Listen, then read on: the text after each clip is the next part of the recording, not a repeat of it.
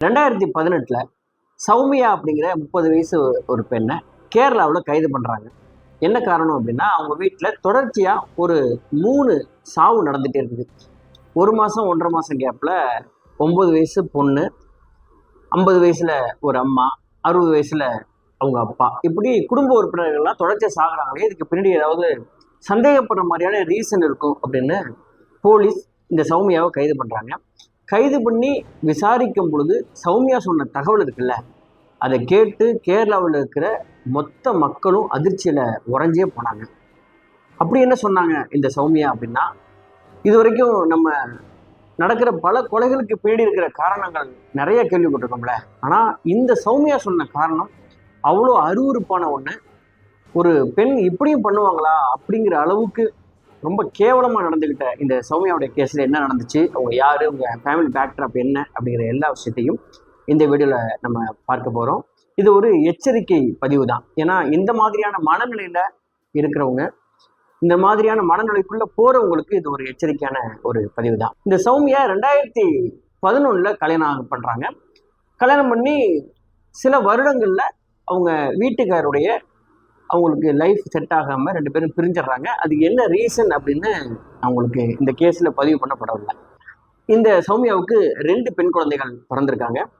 1.5 வயசில் ஒரு குழந்தை அந்த வயசில் இருக்கும் பொழுதே 2012 அந்த பெண் குழந்தை இறந்து போயிருது. அந்த குழந்தை இறந்ததுக்கான காரணமும் கண்டுபிடிக்கப்படவில்லை. அது நார்மலான ஒரு டெத்தா இல்லை அன்நேச்சுரல் டெத்தா அப்படிங்கிறது போலீஸ்னால கண்டுபிடிக்க முடியல. அது ஒரு பக்கம் இருக்கட்டும். இந்த பெண் 2012 தன்னுடைய கணவர் கூட லைஃப் செட் ஆகலை அப்படின்னு 2 பேர் பிரிஞ்சிடறாங்க. 2012 வேற ஒருத்தர் கூட, கிஷோர் அப்படின்னு அவர் பேர், அவர் கூட லிவ் இன் ரிலேஷன்ஷிப்பில் இருக்கிறாங்க. 1 வருஷம் அவங்க 2 பேரும் அந்த உறவுக்குள்ளே இருக்கும் பொழுது கிஷோர் சொல்கிறாரு, நம்ம கல்யாணம் பண்ணிக்கலாம் அப்படின்னு சொல்லிட்டு அந்த உறவை அடுத்த நிலைக்கு எடுத்துகிட்டு போகிறதுக்கு விரும்புகிறாரு கிஷோர். ஆனால் இந்த சௌமியாவுக்கு அதில் உடன்பாடு இல்லை. இந்த கிஷோர் கூட லிவ் இன் ரிலேஷன்ஷிப்பில் இருக்கும் பொழுதே இந்த சௌமியாவுக்கு அந்த ஏரியாவில் இருக்கிற பல ஆண்கள் கூட தொடர்பு இருந்திருக்குது. இதை பார்த்த கிஷோர் ஒரு கட்டத்தில் ரொம்ப நெருக்கமாக கண்டிக்கவும் முடியல. லிவ் இன் ரிலேஷன்ஷிப்பில் நீங்கள் அந்த மாதிரிலாம் யாரையும் கண்ட்ரோல் பண்ண முடியாது அப்படிங்கிறதுனால இது நமக்கு செட் ஆகாது அப்படின்னு புரிஞ்சுக்கிட்ட கிஷோர் இந்த உறவுலேருந்து அவர் விடுபட்டு போயிடுறாரு. அதுக்கப்புறம் இந்த சௌமியா எப்படி ஆகிப்பட்டாங்கன்னா, தனக்கு விரும்பின மாதிரியெல்லாம் எல்லா ஆண்களோடையும் இருக்கிறதுக்கு அவங்க ஆரம்பிச்சிட்டாங்க. அதாவது 16 வயசுலேருந்து 60 வயசு வரைக்கும் இருக்கிற எல்லா ஆண்கள், பக்கத்தில் இருக்கிற, பழகுற, வேலைக்கு போகிற, இந்த மாதிரியான எல்லா ஆண்களோடையும் தவறான தொடர்புகளை உருவாக்கிக்கிட்டு எல்லா ஆண்களோடையும் இருக்க ஆரம்பிச்சிட்டாங்க. இவங்க விசாரணையில் போலீஸை சொல்லும்போது, நான் ஆரம்பத்தில் என்னுடைய வாழ்க்கையில் நான் நினச்ச மாதிரி வாழணும், யாரும் என்னை கண்ட்ரோல் பண்ணக்கூடாது, இந்த ஒரே ஒரு வாழ்க்கையை நான் ஃபுல்லாக என்ஜாய் பண்ணி வாழணும், நான் நினைக்கிற மாதிரியெல்லாம் வாழணும் அப்படின்னு சொல்லிட்டு தான் நான் எல்லா ஆண்களோடையும் நான் இருக்க ஆரம்பித்தேன். ஆரம்பத்தில் எனக்கு அது ஒரு புது போதையாக இருந்துச்சு. அதுவே எனக்கு ஒரு அடிக்ஷன் மாதிரி ஆயிடுச்சு. வேற வேற ஆண்கள் கூட இருக்கிறதுங்கிறது எனக்கு மிகப்பெரிய ஒரு போதை. நான் அதுக்கு அடிமையாயே ஆயிட்டேன். அந்த மாதிரி நான் இருக்கும்போது 2018 ஒரு நாள் இரவில் ஒரு 1 மணிக்கு இவங்க வீட்டில் அந்த சௌமியாவோட பொண்ணு, அந்த பொண்ணு பேர் ஐஸ்வர்யா, இவங்க 2 பேர் இருந்திருக்காங்க. அந்த 9 வயசு பெண் ஐஸ்வர்யா 1 மணிக்கு கண்ணு முடிச்சு பார்த்தா பக்கத்தில் படுத்திருந்தா தன்னுடைய அம்மாவை காணாம். அவ்வளோ பெரிய வீட்டில் அம்மா மட்டும்தான் இருக்காங்க. அந்த அம்மாவை பக்கத்தில் காணாம் அப்படின்னோடனே அந்த பெண் குழந்தை எந்திரிச்சு ஒவ்வொரு ரூமாக தேடி இருக்கிறாங்க. அப்படி தேடும் பொழுது ஒரு ரூமை திறந்து பார்த்தா அந்த பெண் பார்த்தது சொல்லவே கூச்சப்படுற அளவுக்கு அவ்வளோ கேவலமான ஒரு விஷயம். அதாவது தன்னுடைய அம்மா நியூடா அந்த ரூமில் 2 ஆண்கள் இருக்காங்க. அந்த 2 ஆண்களும் உடை இல்லாமல் இருக்காங்க. அந்த 2 பேருக்கும் நடுவில் இந்த பெண் இருக்கிறாங்க அப்படிங்கிறத இந்த காட்சியோட அந்த சொந்த பொண்ணு பார்த்துடுறாங்க. 9 வயசு அந்த பொண்ணுக்கு. இதை பார்த்து அந்த பொண்ணு அங்கே ஷாக்காகி எப்படி நின்றுருக்குது. இதை பார்த்த சௌமியாவுக்கும் பயங்கரமான அதிர்ச்சி. அங்கேருந்து தன்னுடைய பொண்ணோட ரூமுக்கு அழைச்சிட்டு போயிட்டு அந்த பொண்ணை போட்டு அடிக்கிறாங்க. நீ எதுக்கு எந்திரிச்சு இங்கே வந்த அப்படின்னு சொல்லிட்டு அடிக்கிறாங்க. இதை வெளியில் யார்ட்டையும் சொல்லக்கூடாது அப்படின்னு மிரட்டவும் செய்கிறாங்க. பயந்து போன அந்த பெண் ஐஸ்வர்யா அப்படியே படுத்து தூங்குறாங்க. காலையில் எந்திரிச்சு நைட்டு நடந்த அதிர்ச்சியிலேருந்து அந்த பெண் மீறலை. நேராக தன்னுடைய பாட்டி கமலா கிட்ட போயிட்டு இந்த விஷயம் நைட்டில் நடந்த எல்லா விஷயத்தையும் அவங்க சொல்லிடுறாங்க.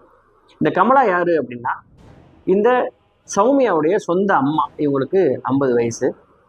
இப்போ கமலா இதை கேட்ட உடனே தன்னுடைய பொண்ணு இவ்வளோ மோசமானவளா அப்படிங்கிறது தெரிஞ்சுக்கிட்டு பேத்தி சொல்கிறத ஜீரணிக்க முடியாமல் தன்னுடைய பொண்ணை கூப்பிட்டு அவங்க கேட்குறாங்க.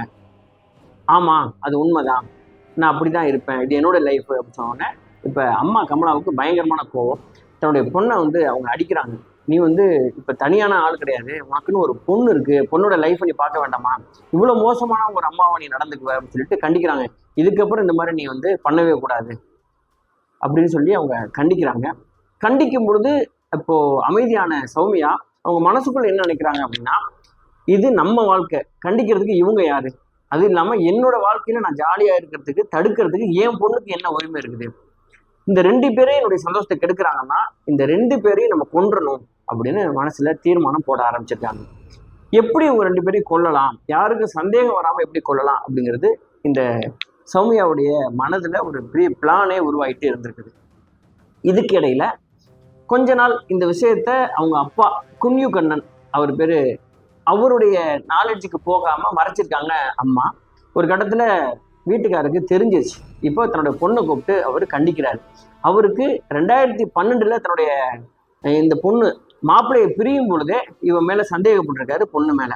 இந்த பொண்ணோட கேரக்டர் சரியில்லைங்கிறத தெரிஞ்சு அப்பயே கண்டிச்சிருக்காரு. அதுக்கப்புறம் பொண்ணோட வீட்டுக்கு நிறைய ஆண்கள் போகிறதெல்லாம் அரசியல் புறத்தில் கேள்விப்பட்டவர். இப்போ கன்ஃபார்மாக தெரிஞ்ச உடனே தன்னுடைய பொண்ணை கூப்பிட்டு, நீ இதுக்கப்புறம் இந்த மாதிரி நீ தவறான உறவுல இருந்தீங்கன்னா நான் உன்னை பொண்ணே போட்டுருவேன் அப்படின்னு சொல்லிட்டு பயங்கரமாக கண்டிக்கிறாரு. ஆனால் எந்த ஒரு அப்பாவும் தன்னோட பொண்ணு கொல்ல போகிறதில்ல. தன்னோட பொண்ணு சரியான வழியில் போகணும், ஒரு திருமணம் ஆகிட்டு அந்த பொண்ணு தன்னுடைய வாழ்க்கையை முறையாக வாழணும் அப்படிங்கிறத அப்பாவுடைய எண்ணமாக இருந்திருக்கும் இல்லையா. அதனால தன்னுடைய பொண்ணை கண்டிக்க செய்கிறாரு, இந்த மாதிரி பண்ணக்கூடாது அப்படின்னு சொன்ன உடனே இப்போ சௌமியாவுடைய அந்த கொலை லிஸ்ட்டில் அவங்க அப்பாவும் சேர்ந்துடுறாரு. இந்த 3 பேரையும் நம்ம கொன்றணும் அப்படின்னு முடிவு பண்ணுவாங்க. அவங்க தேர்ந்தெடுத்த விஷயம்தான் ரொம்ப ரொம்ப கொடூரத்திலோட உச்சம்னு சொல்லணும். அதுக்கு அவங்க வீட்டில் எலிக்கு வைக்கிற அந்த பாய்சன் அதை வாங்குறாங்க. ஒரு நாள் தன்னுடைய பொண்ணுக்கு ரொம்ப பிடிச்ச அந்த மீன் வாங்கி மீனை அவங்க க்ளீன் பண்ணிவிட்டு மீனுக்குள்ளே இந்த எலியோட பாய்சனை தடவி நல்லா ஃப்ரை பண்ணி தன்னுடைய பொண்ணை கூப்பிட்டு பக்கத்தில் உட்கார வச்சு அப்படியே சாப்பிட கொடுத்துருக்காங்க. அந்த பெண் அதை சாப்பிட்டு ஒரு அரை மணி நேரத்தில் அப்படியே மயங்கி கீழே வாந்தி எடுக்க ஆரம்பிச்சிருக்கு. உடனே பக்கத்து வீடுகளுக்கோ இல்லை ஹாஸ்பிட்டலுக்கோ கொண்டு போனால் புழைக்க வச்சுருவாங்க அப்படின்னு தெரிஞ்ச இந்த கொடுமைக்காரி சௌமியா ஒரு 2-3 மணி நேரம் அந்த பொண்ணை கண்ணுக்கு முன்னாடியே அப்படியே பிளட் வாமிட் வர்ற அளவுக்கு அப்படியே வெயிட் பண்ணி, அதுக்கப்புறம் என் பொண்ணு இந்த மாதிரி ஃபுட் பாய்சன் ஆயிடுச்சு அப்படின்னு சொல்லி சத்தம் போட்டு பக்கத்து வீட்டுக்காரங்களுக்குலாம் தெரிகிற மாதிரி அங்கேருந்து வண்டி எடுத்துட்டு ஹாஸ்பிட்டலுக்கு இப்போ கொண்டு போகிற வழியிலேயே துடிச்சு அந்த 9 வயசு ஐஸ்வர்யா இறந்து போகிறாங்க. இப்போ ஹாஸ்பிட்டலில் போய் செக் பண்ணால், ஆமாம் இந்த பெண் இறந்து போச்சு அப்படின்னு சொல்கிறாங்க. ஃபுட் பாய்சன்னால இறந்து போச்சு, மீன் கொடுத்தேன் அப்படிங்கிறத சொன்ன உடனே அந்த அம்மாவுடைய கதறல், இந்த பொண்ணு ஒரு 9 வயசு ஒரு பொண்ணு இறந்து போச்சுன்னா யாருக்கு தான் தன்னுடைய சொந்த அம்மாவை சந்தேகப்பட தோணும். இந்த ஹாஸ்பிட்டலில் பிறந்து போச்சுங்கிறது டிக்ளேர் பண்ண உடனே இப்போ சொந்தக்காரங்க எல்லாருமே இந்த பொண்ணு, அதாவது சௌமியா அலறதை பார்த்து எல்லாருமே ஃபீல் பண்ணி அங்கேருந்து எடுத்துகிட்டு இப்போது அடக்க வேலையெல்லாம் பண்ணுறாங்க. அடக்கம் பண்ணிட்டாங்க. அடக்கம் பண்ணி சரியாக 1.5 மாதம் கழிச்சு, அதாவது இந்த ஐஸ்வர்யா இறந்தது ஜனவரி 2018 ஜனவரி 27, சரியாக 3 மாதம் கழிச்சு அவங்க அம்மா கமலா இதே மாதிரி மார்ச் 7ஆம் தேதி ஃபுட் பாய்சனால் அவங்களும் இறந்து போகிறாங்க. இப்போது உடனடியாக எப்படியும் ஒரு வீட்டில் இப்போ தான் ஒரு டெத்து நடந்திருக்குது, அடுத்த 3 மாதத்தில் இன்னொரு டெத்தா அப்படின்னு சொல்லிட்டு போலீஸுக்கு சின்னதாக இப்போ டவுட் வர ஆரம்பிச்சிருக்குது.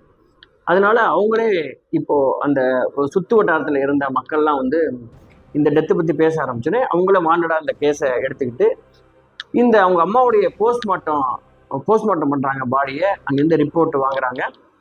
ஆனாலும் சந்தேகப்படுற மாதிரி இந்த பொண்ணோட நடவடிக்கைகள் எதுவுமே இல்லை. அவங்க இந்த கேஸ் ஸ்லோவாகி என்கொயரி பண்ணிகிட்டே இருக்காங்க. போலீஸ் ஒன்றும் கன்ஃபார்ம் பண்ணல.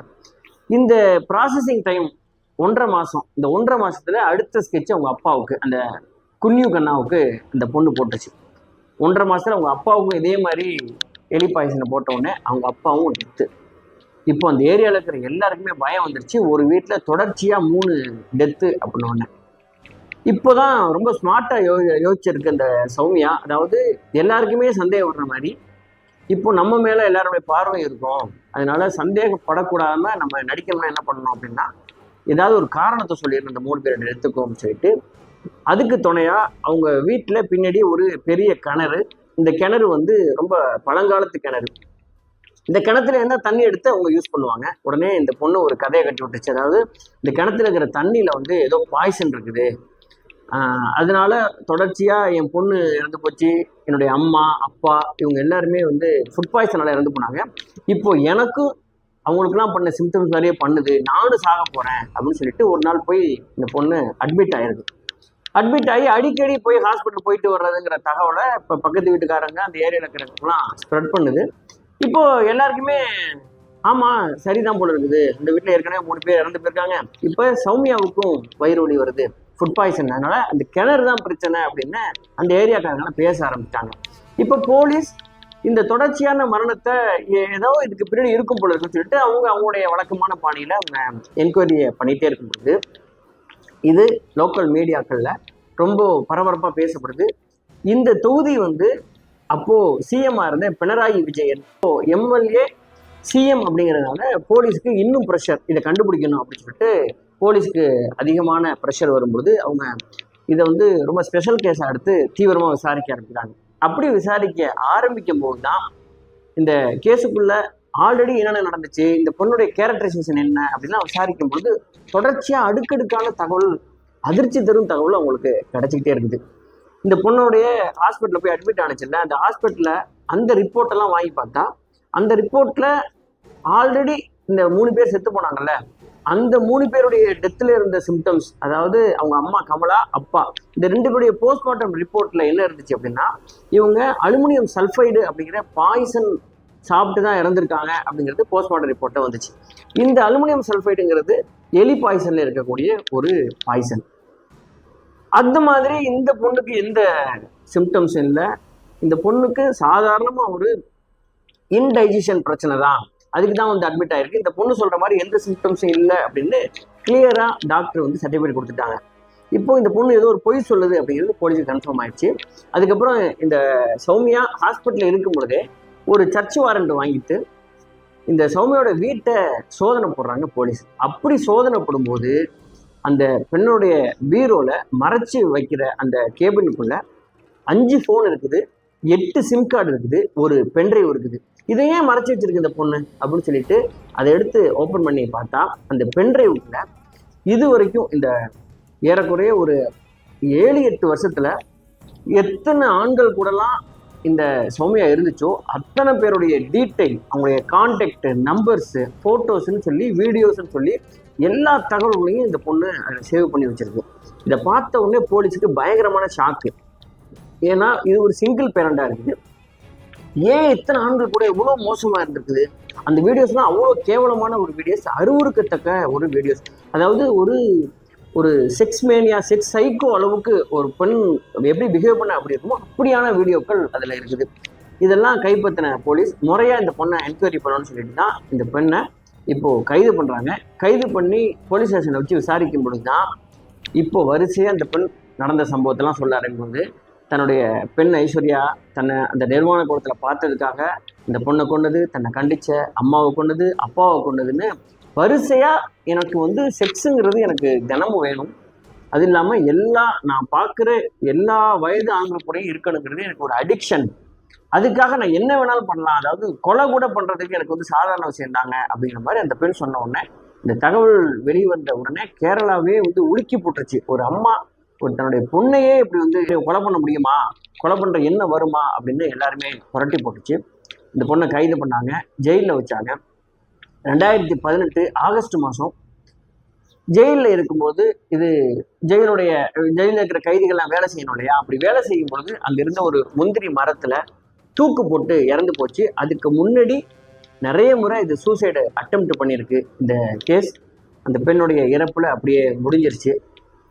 இந்த கேஸ் மூலமாக நாம் தெரிஞ்சிக்க வேண்டிய ஒரு விஷயம் என்னென்னா, நமக்கு இருக்கிற இந்த லைஃப்பில் எனக்கு பிடிச்ச மாதிரிலாம் எப்படி வேணாலும் நான் வாழுவேன், யாரும் என்னை கண்ட்ரோல் பண்ணக்கூடாது, இது என்னோட லைஃபு, எந்த எல்லைக்கும் போவேன் சந்தோஷத்துக்காக அப்படின்னு நினச்சி வாழ்கிற வாழ்க்கை எங்கே போய் முடியும் அப்படிங்கிறதுக்கான சரியான எடுத்துக்காட்டு இந்த சௌமியாவோட வாழ்க்கை. சௌமியா சூசைட் பண்ணிட்டாங்க, அவங்க ஒரே பெண், அவங்களையும் கொண்டுட்டாங்க, அப்பா அம்மா கொண்டுட்டாங்க.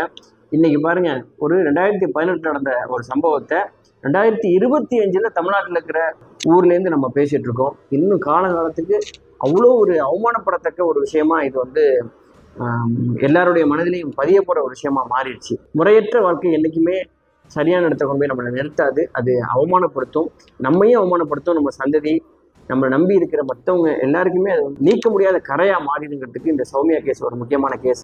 சரி என்பதே நம்ம இந்த மாதிரியான எச்சரிக்கை பதிவுகள் வீடியோக்கள் மூலமாக இணைந்திருப்போம். நான் உங்கள் RS ராஜா. மறக்காம இந்த சேனல் நீங்கள் சப்ஸ்கிரைப் பண்ணுங்க, உங்கள் நண்பர்களுக்கும் ஷேர் பண்ணுங்க. நன்றி, வணக்கம்.